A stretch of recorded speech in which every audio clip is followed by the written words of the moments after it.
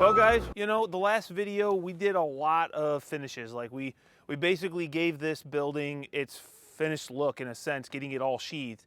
But now we got to come around and we got to do a bunch of like finishing details to this framing and sheathing. Things like we got to finish this overhang where we're going to return back against the wall. We've got these little areas like this that I should have been smarter and I should have sheathed them before I put this roof sheathing on. But this is the way like every project goes. We've always got these little things that aren't super gratifying from a distance, but they're all things that have to get done to get finished in order to, let's say, put on the metal roof, which is coming in a couple days.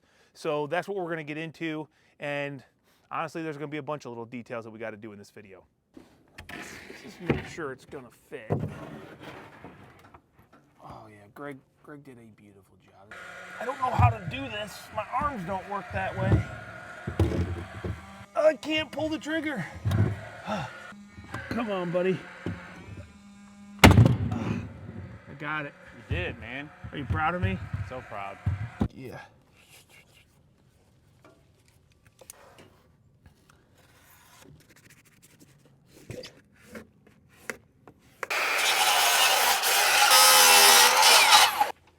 Well, what do you know? It's 1 foot. Jeez, who would have thought that? Who would have thought? Okay, so we want to plane in with this bad boy here. 23 1/4. Let me get my top screw in here. Pretty good. Okay, sheathing. We'll cut this 1 foot by. We're gonna do this.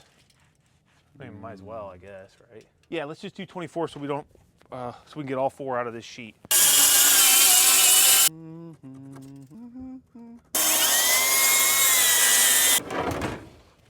This is frosty. We're not gonna be able to tape this. Wait. There you go. How long would you have to wait? 5 minutes.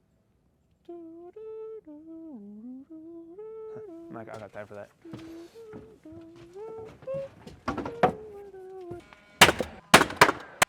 Well, that's 1 of 6. 6? All right, guys, so this is one of those corner details, and this one in particular is gonna be a little bit trickier because right here, this is the sheathing. So the plane of the sheathing is right here. Now the problem is I wanna be able to insulate this area, and this is the top of this ceiling right here, which means I can blow in insulation here, but I'm gonna have this weird spot where I don't really have a wall. So we're gonna have to eventually probably frame out this area all the way across so it looks consistent and like it was meant to be that way, all in an effort to be able to insulate right here. Or I might add some like 2-inch foam. I don't know, I haven't really thought about that yet, but regardless, we gotta get it sheathed. So Greg, right behind you is my board. Hand me a couple screws. That's gonna go on the top. You see I did that line? Oh, yep. That's my midpoint line. Go ahead and hand me a couple screws and I'm gonna get them set here. So we gotta get some kind of, I don't know what you would call it. Just random framing here, just to kind of work for now. So I'm gonna get myself some screws started. We're gonna redneck engineer it. So this board is gonna be screwed on the back side like so. Actually, can you screw that? Well, maybe I can get this one. It's a little tight. Here, can you get that one right there by you? Now we need to get a board that goes from here to that truss, right? We're gonna do a T-nailer here. Yeah, I think so. So do we need a 2x4? So what I was thinking was that my flat 2x4 would be inside here. Does this make sense? Oh no. Yeah, wait, this is my wall. I think you're gonna... Oh yeah, I do gotta do a 2x4 or 2x6. Whatever I do is gonna be the thickness of my wall the whole way down. So I'd surely rather... No, it would be, I mean, it could be bigger. So you're saying I gotta be above it or flush with it? Yes, Yeah. I feel you now. So that would be like your ceiling height. And then if you do a 2x4 wall, then you'll have those extra 2 inches that you can screw whatever your ceiling into. But I don't know if we got a board big enough for that. Okay. 7 3 3/4. So we don't want to cut it that long though. And then this guy here, I don't need big. I just need it to get far enough this way. You know what I'm saying? Something like this. That needs to be like a 40 incher, and then a 7 3 3/4 with a notch out 2x6. We got some cutting to do. We'll be back.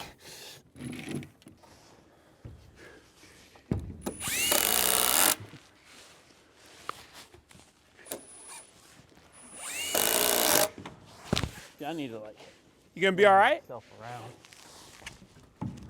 It's gonna be a little tricky.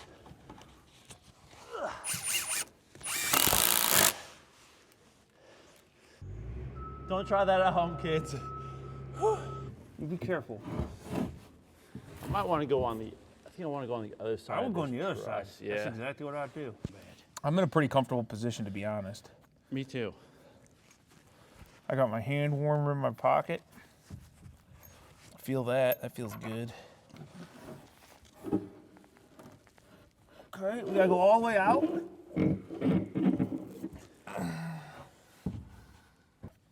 This is bracket. So maybe if you let your end down, and I can get my end Like in, that? and then you Go can, ahead, go in. Okay. I got a gusset plate. I probably have to cut it off a little, huh? No, you just stay there. It's all good. Let me just trim a little off for you.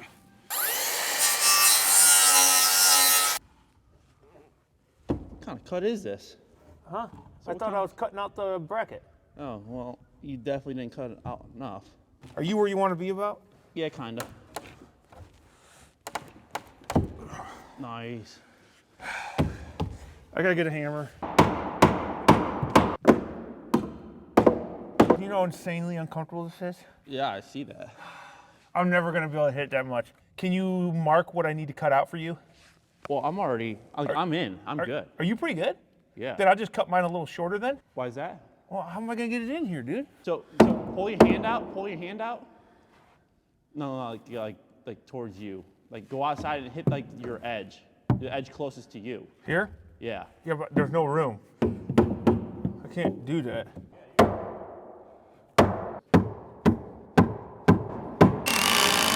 Hit that in? Right there.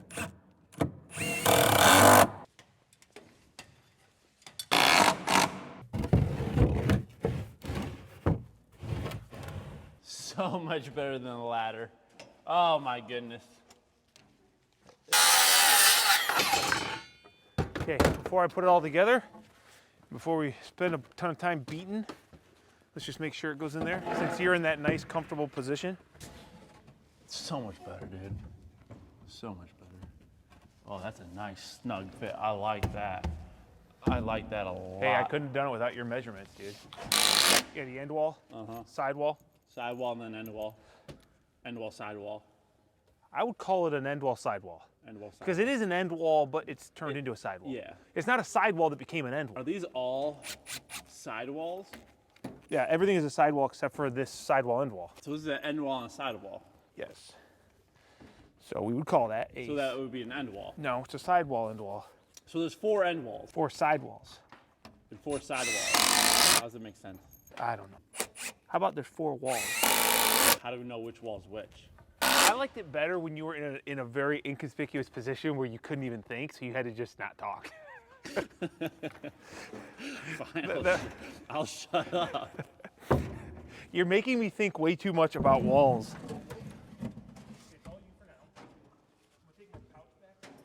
See, now it might make a little bit more sense seeing this because this here, this is the top, I should say the bottom of our truss. So this is the ceiling height right here. And this little corner, we need to do something to insulate it. So by putting this 2x6 flat, we're gonna be able to build a little mini wall that goes to the bottom of this section ceiling, which is 16 foot, and comes up to the bottom of these truss heels, which is at 18.6.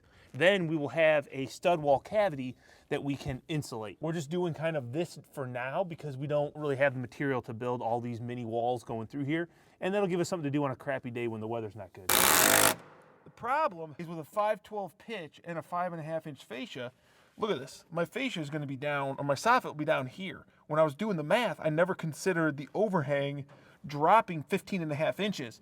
So I was always assuming I was gonna have this big area entirely like visible, but I'm not gonna, and it's okay. It just changes what I thought I was gonna have. The sniffle season, you know?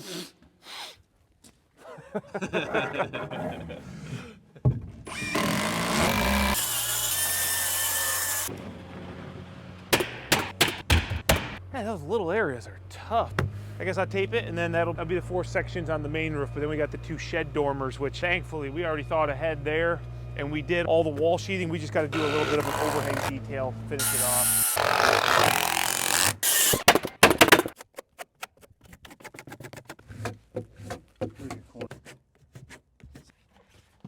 I would so rather do this than try to rely on freaking house rat, man. Is that? What do you have for lunch? Yeah, I like it. I like it. Mm-hmm. It's good enough for the girls I run with. Good enough. Awesome. So one of the last taping details that we got to do is these outside corners. And luckily, LP did come out with their 6-inch tape. So I'm told that this is gonna not have the paper backing soon, but at the time of making this 6-inch tape, the supplier only had the back tape. So if that's annoying to you that you have garbage, it's going away. I kind of like it in some instances because a lot of times I use the 6-inch in corner details, inside corners, and having that tape to kind of stop things from sticking is kind of nice sometimes. Like right now, look at this. I mean, if this was not back, I couldn't do this. And all I'm going to do, by the way, is just take my square and I just run a 3-inch line.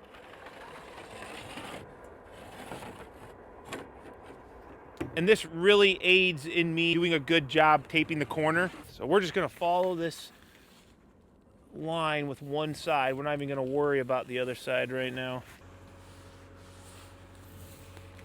The problem is if your tape is not straight on a corner and it starts kind of snaking a little bit, when you try to wrap it around the other side, it will definitely give you a little bit of fish mouth. And this is not a great example because I'll fix it, but this little hole is like a fish mouth. You don't want that. You want your tape flat. Obviously, it's kind of smart because if you have it fish mouth, water and stuff and air is gonna go right in there. And then once I've got all of it kind of pressed in with my hand, that's when I'm gonna take my squeegee and I'm gonna wet the edge of my tape with the adhesive. So by working it from the inside out, I'm pushing the adhesive on the back because this is pressure sensitive. You have to do this. You can't just use your hand. That's not good enough. But by taking my squeegee and working it out, I'm taking that adhesive and I'm wetting the edge of my tape with that adhesive, ensuring a better bond than just going like this. Now what I like to do is I like to come in like this from the inside out, and then I'll take my squeegee and run it right down this edge. That way if there's any nail or something right along the edge, I kind of get another way of making sure that it's nice and tight. All right, and then we're just gonna work our way down.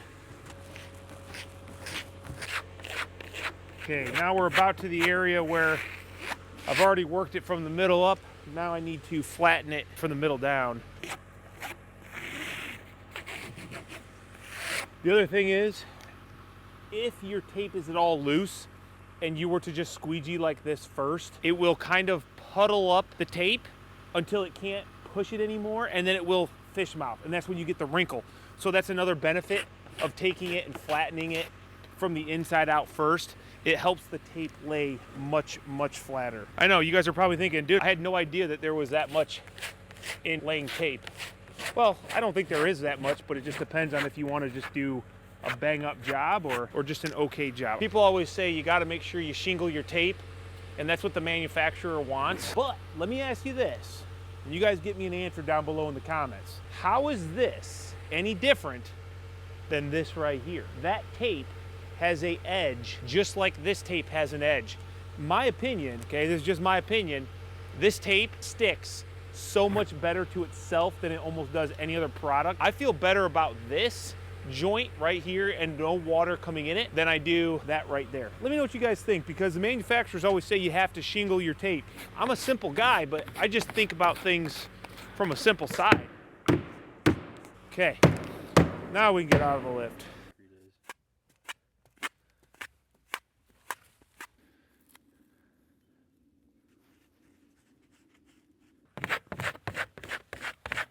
So that's all the Fentrum then? That's all the Fentrum, yes. That's all the Fentrum. Yep. All this taping is done except for the one spot in the back that is icy.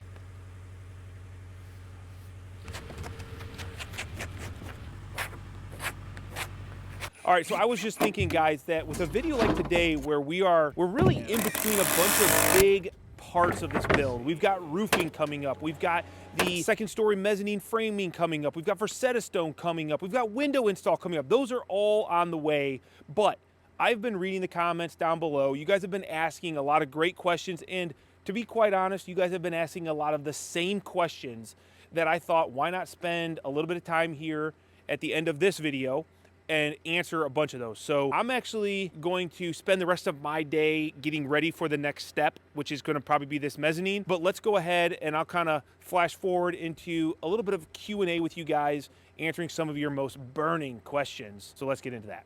I've got a list here on my phone of a bunch of common questions I've been getting. We're gonna start off with probably the most common question that I've gotten, and it's kind of a two-parter. First off, why did you leave such an awesome shop? Why aren't you keeping that? And is the new shop going to be bigger than the old shop?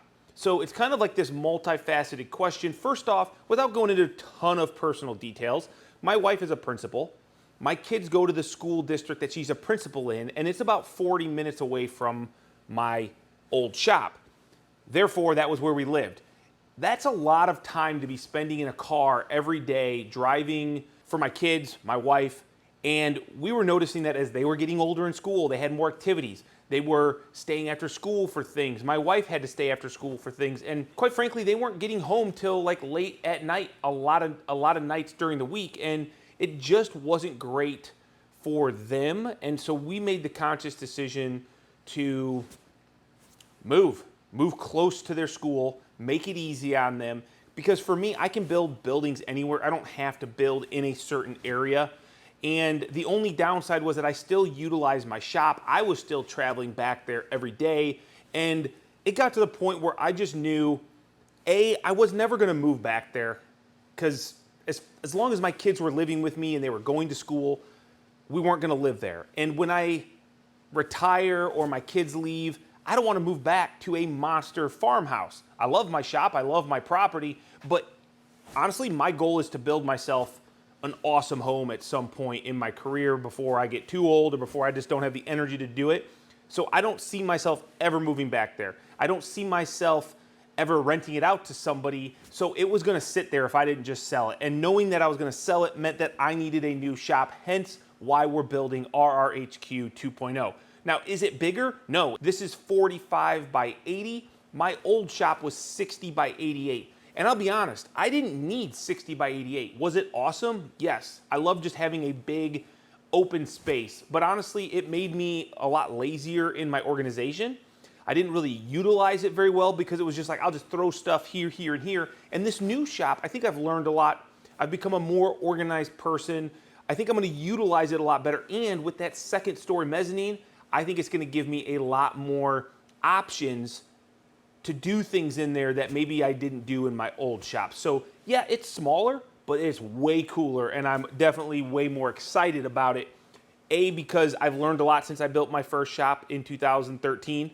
I've gotten way better at being a carpenter. I've learned about way better products to use. I'm building a much higher quality product. So this shop is just, it's light years ahead of the old shop, which is still, most people would love to have, and it's a great shop. So to answer that question, it's smaller, but I'm thinking it's better. And we moved out of there because we wanted to be closer for my kids and my wife to be, you know, where they need to be, not just where I needed to be, which was my shop.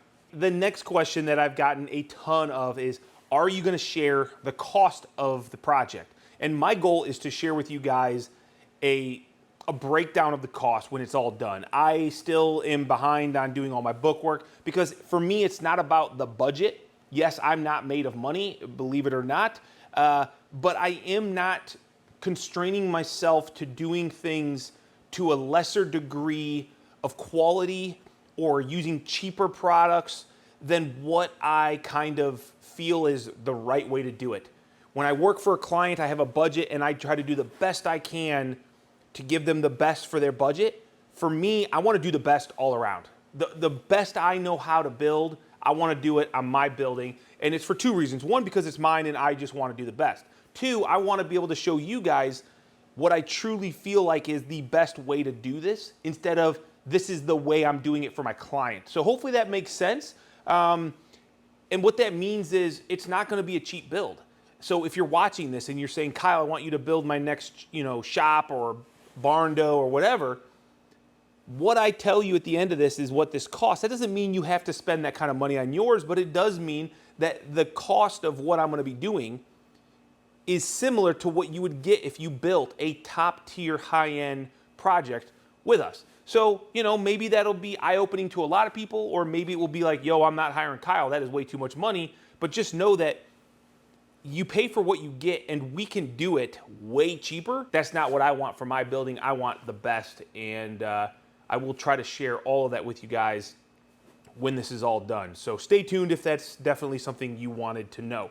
Now, another question I've been getting a lot is, why are you doing a full foundation frost wall instead of the piers that you guys always do on your builds? And to answer that, I would say we actually try to do a foundation wall on every job. My clients just don't necessarily have the budget for a full foundation wall. The pier, the concrete pier that you guys seen us do a lot, is just like the next step down. It's like good, better, best.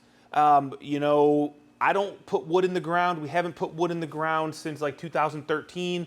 And the next best thing is a concrete pier if you don't want to spend the money on a foundation wall. That did add about $50,000 to the job, but it's going to make that building more valuable, more comfortable, and just overall a better end product for me as the customer. Now let's talk about all the sheathing. A lot of people want to know, why am I sheathing it when typically we just put our metal skin or metal steel right on the wall girt? And it's because we're not using metal. We're going to be using LP Smart Side. Two reasons. One, I wanted it to fit into the residential setting that I'm kind of building in. That's why I'm not just doing metal. For myself, I know metal would have been just fine. I know it would have performed well, and I know that it would have been a lot less expensive, but I kind of wanted to make sure that I did my best for the community that it's getting built in as well. But also on the roof, people were wondering why sheathing it if we're doing a metal roof. And because we're using a standing seam or a snap lock metal, that is not structural. We need a sheathing underneath of it in order for it to be structural, or have the roof structure there. So hopefully that makes sense. So another thing that a lot of people have asked me is, and I'm sure it's because I've talked about it a ton during this series, is the Magni. Are you keeping it? Are you going to be building more roof sections on the ground and flying them in like you did on your project? And here's the answer. I would love to keep the Magni. It's an absolute beast of a machine. It's powerful. It has great capabilities. I can manage it from a remote control, where we're working instead of inside the cab. It's just an awesome thing. But here's the deal. It's $300K about, give or take. And I don't think I do enough building at this point in my career. We're not out just busting out buildings like we used to. I used to do them every couple weeks. We'd put out a 40 by 60. Now it's like a little bit more high end. We take our time. We do a little bit higher end detail.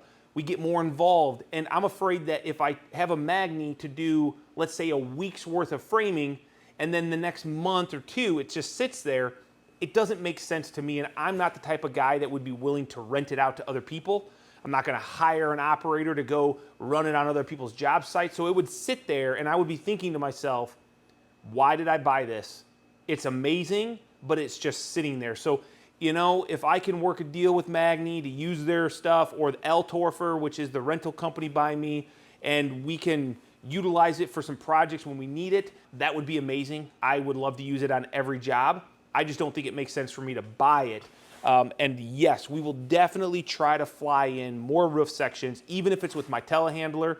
It still has a great, capacity and reach, not like the Magni, but we can do it. And I will definitely do more of that because it was awesome on my project, and it saved Greg and I a ton of time, and we thought it was just sick. So we'll try to do that for sure.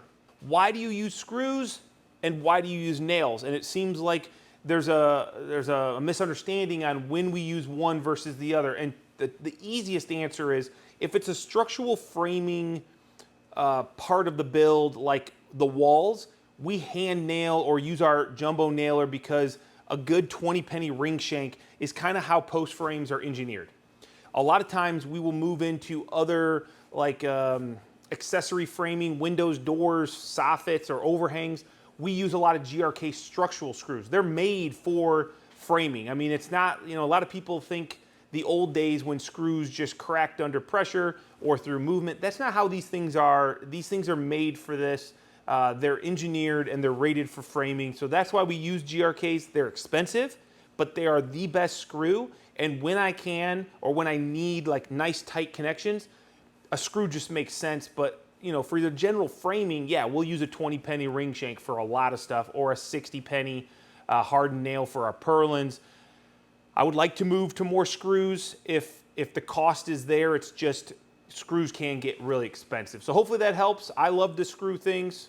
That's weird. I think you know what I mean. Instead of just nail, because I'm also getting older, and therefore if I'm swinging a hammer all day, I feel that in the morning. So screws are a little bit easier to do on the body as well. Something else that I don't know that I've gotten a ton of questions on, but I definitely wanted to address it, was I seen somebody had asked me, hey, I noticed the camera is moving sometimes, but you and Greg are in the camera view. So who's actually doing the filming?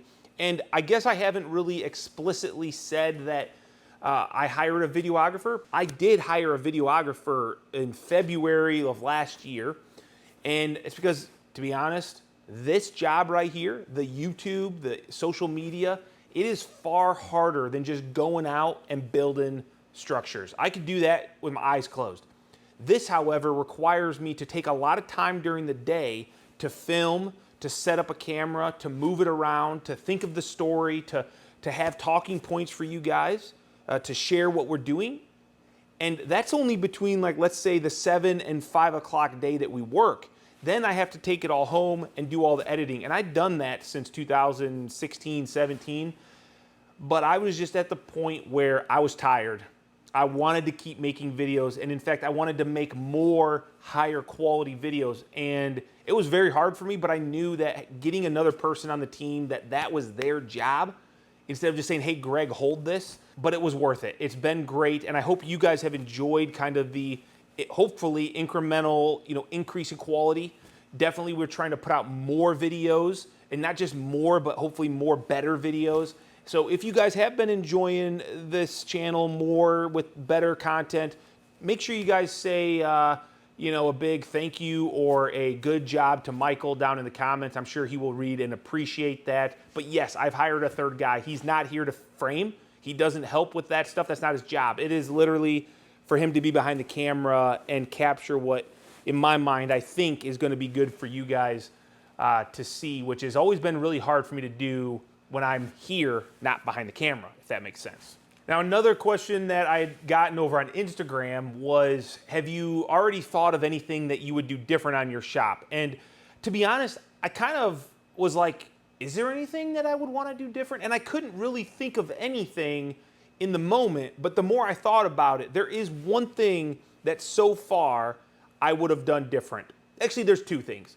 I think ideally I would have loved like a different location. I mean, somewhere a little bit more accessible, maybe somewhere on a little bit more of a hill. You know, there's all that like type of location change that I would have liked, but most importantly, I think I would have loved to have gone about 4 to 6 inches higher in elevation. After we've been working there, I've realized that not that I'm gonna have a water issue, but I just think that when I come down that driveway and I go to pull in the shop, I'm gonna have to take that gravel back. I'm gonna have to core some of that dirt out and get a little bit lower because I don't want it to go into the shop. I wanna come down and then slightly go up into the shop door. So if I would have done 4 or 6 inches higher, I ended up having plenty of dirt. I could have backfilled, I would have been fine. I would have had to do less excavation. I would have, you know, had more gravel to backfill, but that's the only thing so far that I would have changed. I just would have raised the building up another 4 to 6 inches elevation from the beginning. And one more question that I'm gonna answer is, it kind of boggles my mind, but I still get comments from people that say, is it really just you and Greg, or do you have another crew that kind of comes in and you're just doing the filming and you don't really work much, but there's other people. But no, that's not the case. Literally, it's Greg and I. Sometimes if I'm fortunate, my son will come and give us a hand.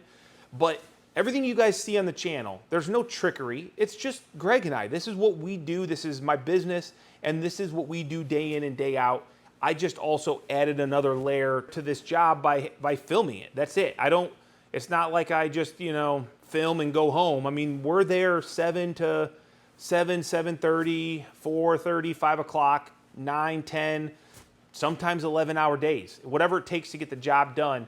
And that is my primary job. People always want to know, am I making more money being a YouTuber, or am I a builder who just does YouTube on the side? And I'll always be a builder. That's not only what makes the content, but that's who I am.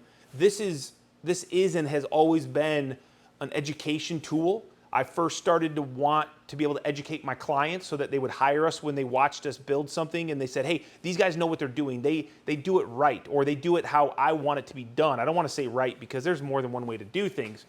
And to this day, it might have grown bigger than just my clients seeing it, and obviously a lot more people watch it, but it's still my way to help try to educate the trades. What we do is very niche.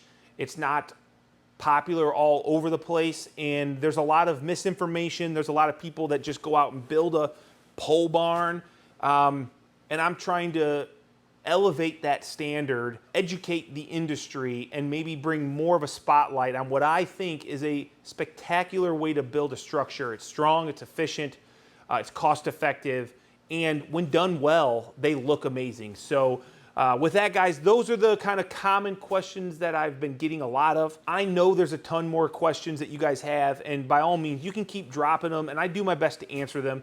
If you guys think that it would be great to do a little live Q&A where we just sit down and chat for an hour or something, I'd be up for that.